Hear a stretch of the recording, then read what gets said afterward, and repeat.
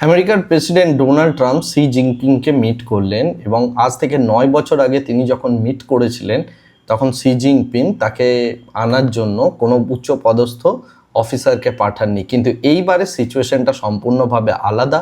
Xi Jinping তার vice প্রেসিডেন্টকে পাঠিয়েছিলেন ডোনাল্ড ট্রাম্পকে রিসিভ করতে এবং এরপরে শি জিনপিং তার যে বন্ধুত্বের হাত সেটা আমেরিকার দিকে বাড়িয়ে দিলেন এবং এক্ষেত্রে চাইনিজ প্রেসিডেন্ট এবং ডোনাল্ড ট্রাম্প দুজনে একসাথেই একটা সম্মিলিত বক্তব্য পেশ করলেন যে স্ট্রেট অফ হরমুজকে কোনোভাবেই মিলিটারি দিয়ে বন্ধ করে রাখা যাবে না, এটা পৃথিবীর জন্য বেশ বড় রকম একটা ইম্প্যাক্ট ফেলতে চলেছে।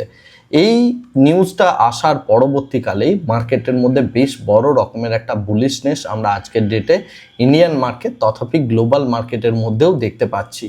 এবং সেক্ষেত্রে যেটা ইম্পর্টেন্ট, স্ট্রেট অফ হরমুজের মধ্য দিয়ে চায়নার অনেকগুলো ডজনস অফ যে শিপ রয়েছে সেই শিপগুলোকে ছেড়ে দেওয়া হলো এবং এর সাথে সাথে পুরো পৃথিবী বিশেষ করে ইন্ডিয়ান মার্কেটের মধ্যে আমরা একটা বেশ বড় রকমের রিভার্সাল দেখলাম। এ প্রসঙ্গে আরও কয়েকটা ইম্পর্টেন্ট মতবাদ উঠে আসছে, যেখানে চাইনিজ প্রেসিডেন্টের বক্তব্য যে এরপরে তাইওয়ান নিয়ে যেন আমেরিকা কোনো রকম কোনো কিছু না করে এবং তাহলেই তারা কোনোভাবেই কনফ্লিক্টে জড়াবে না।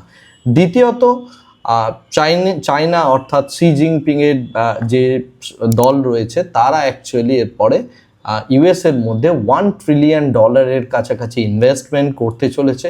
এই সমস্ত কিছু মার্কেটের জন্য বেশ বড় রকমের একটা পজিটিভ নিউজ হিসাবে বার্তা নিয়ে এলো এবং যে কারণে অয়েল প্রাইসও কিছুটা হলেও স্লাইডলি একটা কুল অফ সিচুয়েশনস তৈরি করলো।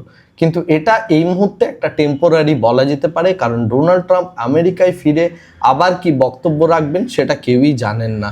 তবে এই মুহূর্তে পুরো বিষয়টাই যে একটা পজিটিভ এনভায়রনমেন্ট তৈরি করছে এবং আমেরিকা এবং চায়নার মধ্যে একটা সুসম্পর্ক প্রতিষ্ঠিত হতে পারে সেই রকম একটা সিচুয়েশনের বার্তা বহন করছে, যে কারণে গ্লোবাল মার্কেট আপাত দৃষ্টিতে দেখতে গেলে বিশেষ করে ইউরোপিয়ান মার্কেটও এই মুহূর্তে পজিটিভ ডিরেকশনে রয়েছে।